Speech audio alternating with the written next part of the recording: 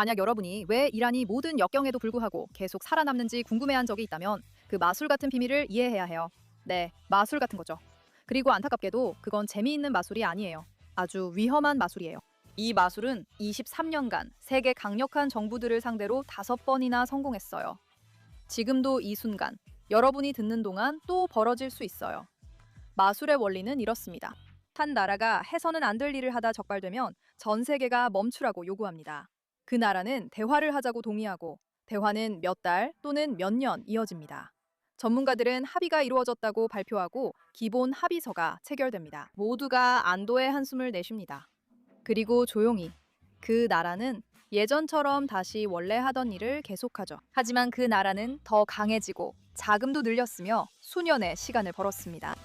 그 나라는 이란이며 그 속임수는 외교입니다. 이 에피소드가 끝나면 이란 관련 뉴스를 다르게 보게 될 것입니다.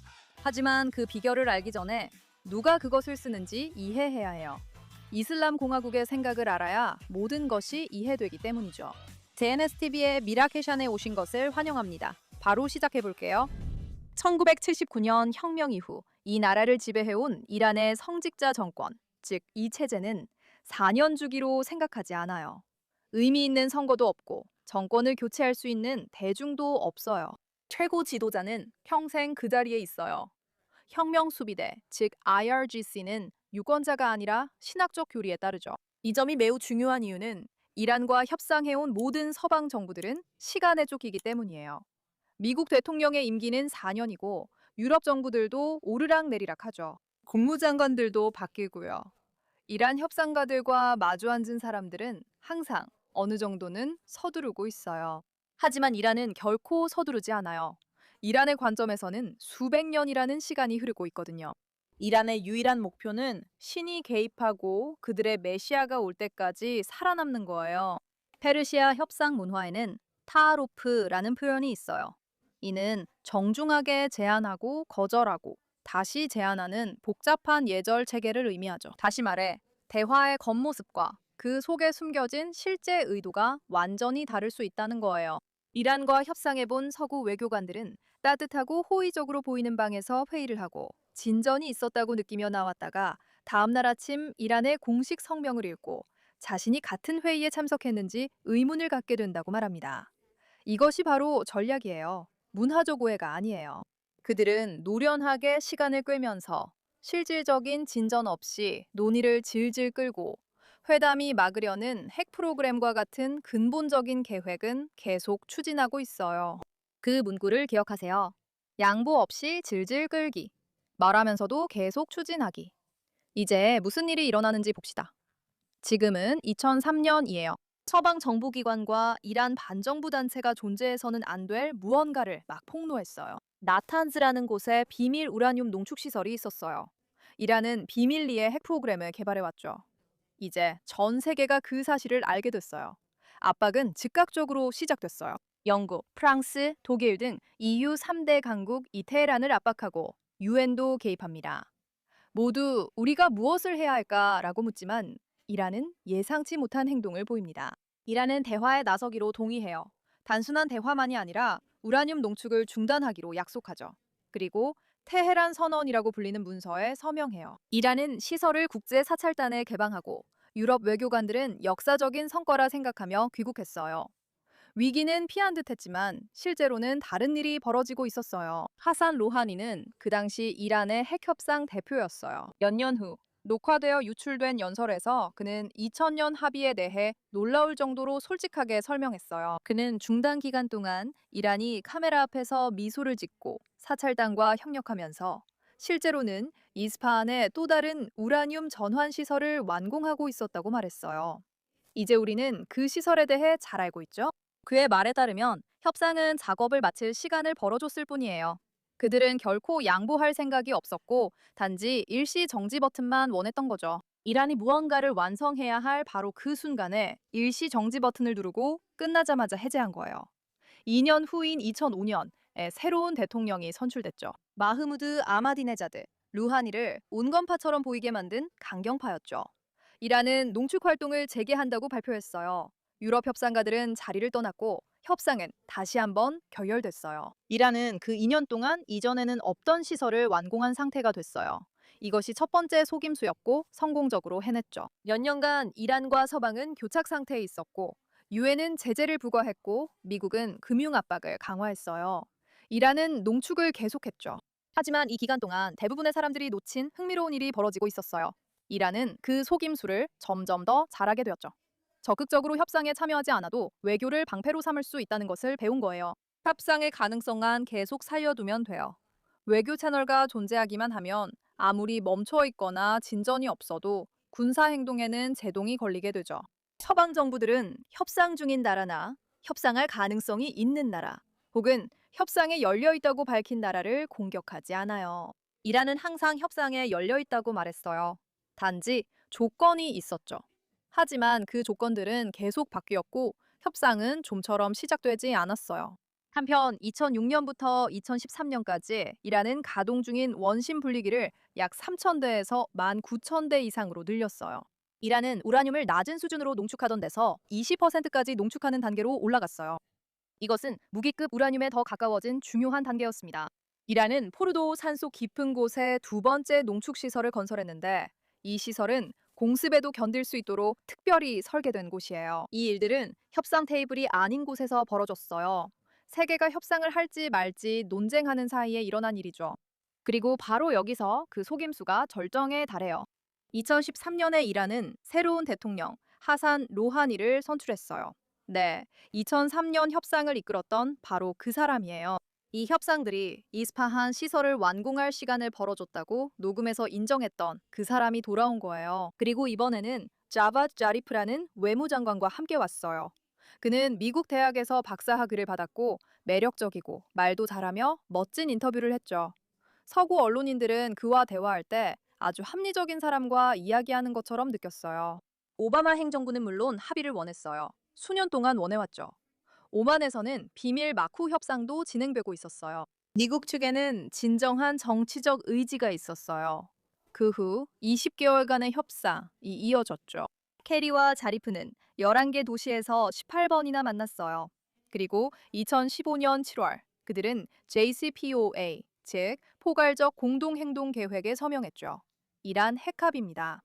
서방 세계는 안도의 한숨을 내쉬었어요. 실제 합의 내용은 이렇습니다.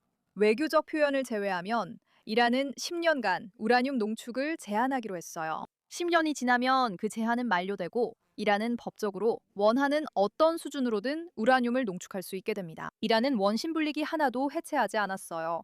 핵 관련 지식을 해외로 반출하지도 않았고요. 단지 잠시 멈추고 상한선을 둔 것뿐이에요. 무장을 해제한 건 아니었어요. 그리고 그 대가로 이란은 즉각적인 제재 해제와 약 1천억 달러에 달하는 동결 자산에 대한 접근, 그리고 세계 석유 시장 재진입의 혜택을 받았어요. 제재로 인해 절반으로 줄었던 이란의 석유 수출은 다시 급증했어요. 네타냐후는 언제나처럼 악마 취급을 받으며 이것을 재앙이라고 불렀지만 그는 괜한 걱정을 하는 사람으로 치부됐죠. 대부분 서방 외교정책 관계자들은 이를 역사적 사건이라며 축하했지만 이제 다음에 일어날 일을 지켜보세요. 합의 이후에 들어온 돈은 이란의 병원을 재건하거나 도로를 수리하는 데 쓰이지 않았다는 사실을 들으면 정말 놀라실 거예요. 그 돈은 헤즈볼라로 흘러들어가 2006년 이후 볼 수 없었던 수준으로 무장하는 데 사용됐어요. 예멘의 후티 반군에게도 갔고 이라크와 시리아의 시아파 민병대에게도 갔어요. 가자 지구의 하마스에게도 전달됐죠. 이란 혁명 수비대 예산이 늘어났어요. 이란의 탄도미사일 프로그램도 가속화됐죠. 이란은 간신히 합의의 문구만 지켰고 자잘한 부분에서는 끊임없이 위반하면서도 지식, 인프라, 그리고 원심 분리기를 모두 보존해서 제한이 해제되는 순간을 대비했어요.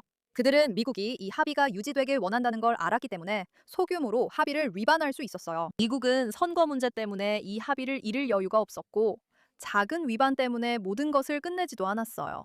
그리고 기억하세요. 이란은 시간적인 여유가 충분하다는 점을요. 그들에게 500년 계획이 있다면 10년쯤은 아무것도 아니죠.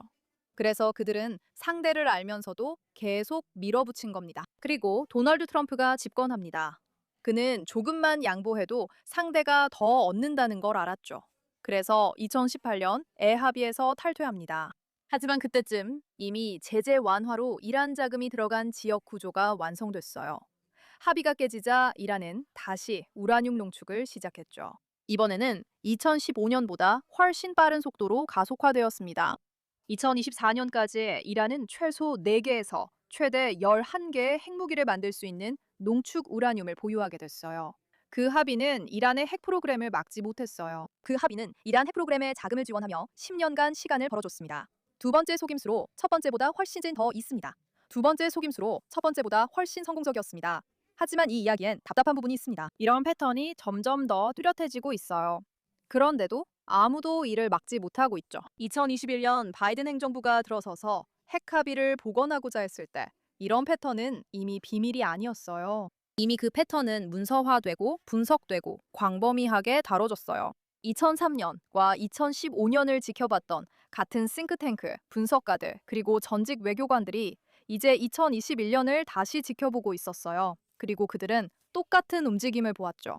이란은 비엔나 간접 협상에 동의했지만 협상은 지연됐고 마감일이 지나도 진전이 없었습니다. 전문가들은 합의가 곧 이루어진다고 했죠. 신문 헤드라인에 임박이 너무 자주 나와 의미가 퇴색됐어요. 이란은 농축을 계속했고 협상은 계속 거의 타결될 듯 하면서도 끝내 마무리되지 않았죠. 2022년 여름에는 합의가 정말 임박했다는 보도가 있었지만 놀랍게도 합의는 이루어지지 않았고 결국 협상은 교착 상태에 빠졌어요.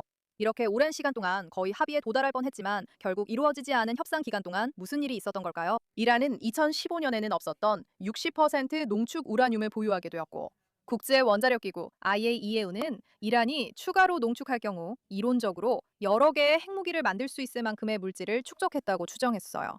이란은 협상을 하면서도 농축을 계속했고 협상 중에도 계속 진전을 이뤘죠. 같은 수법이 세 번째 반복된 거예요. 그리고 2025년이 찾아왔어요.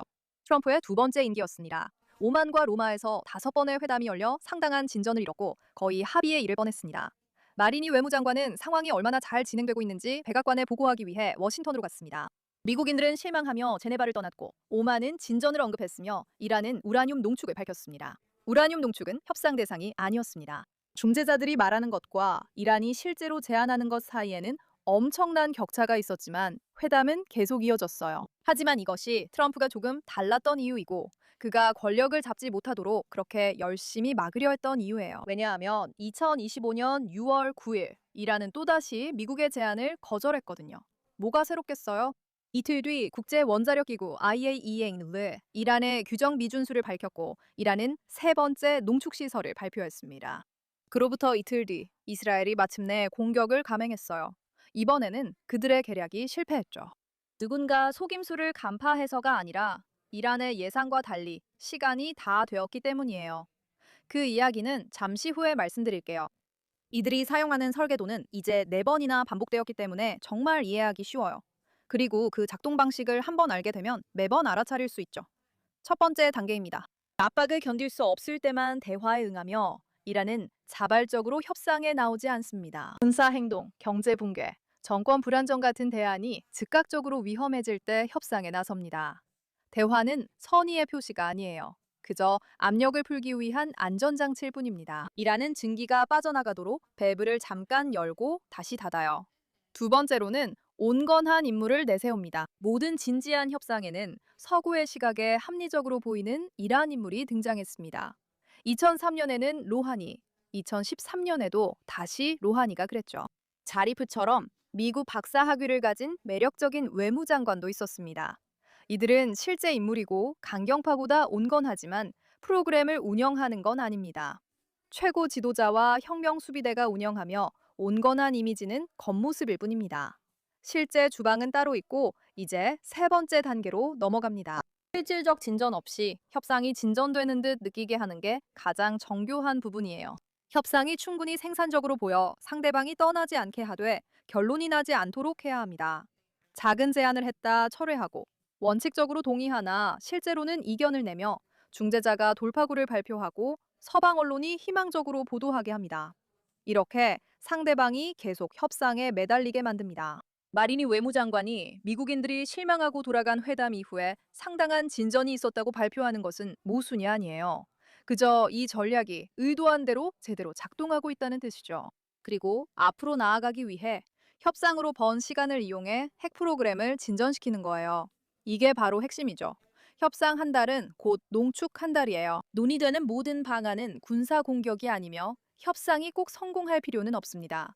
이란이 하고 있는 일을 끝낼 만큼만 지속되면 되고 이것이 5번째 단계로 이어집니다. 즉각적이고 구체적인 완화를 제공받는 경우에만 시간 제한이 있는 일시적인 제약과 맞바꿔서 합의를 받아들이세요. 만약 합의를 피할 수 없고 압력이 너무 심해서 거부하면 정권이 무너질 정도라면 이란이 받아들일 수 있는 최소한의 합의는 항상 같은 형태입니다. 즉각적인 제재 완화, 동결 자산 해제, 엄청난 자금 유입, 그리고 그 대가로 10년 넘게 유지되다가 끝나는 농축 제한을 받아들이는 것이죠. 다시 말하지만 그들은 시간에 쫓기지 않습니다. 그리고 원심 분리기와 지식, 인프라가 보존되는 한 그들은 개의치 않습니다. 이란이 내어주는 모든 것은 그저 일시적인 중단일 뿐입니다. 반면에 이란이 받는 모든 것은 영구적이며 그들이 계속해서 구축해 나갈 수 있게 해줍니다. 30분 전엔 없었지만 지금은 생긴 것이 있습니다. 그들이 하는 일을 이해하게 되었고 한 번 알면 다시 모른 척할 수 없습니다. 다음에 이란과 미국이 합의에 근접했다는 헤드라인을 보면 이란이 즉시 무엇을 얻고 영구적으로 무엇을 포기하는지 물어봐야 한다는 걸 알게 됩니다. 만약 답이 이란이 제재 해제를 받고 10년간 농축을 포기한다면 그 의미를 아실 겁니다.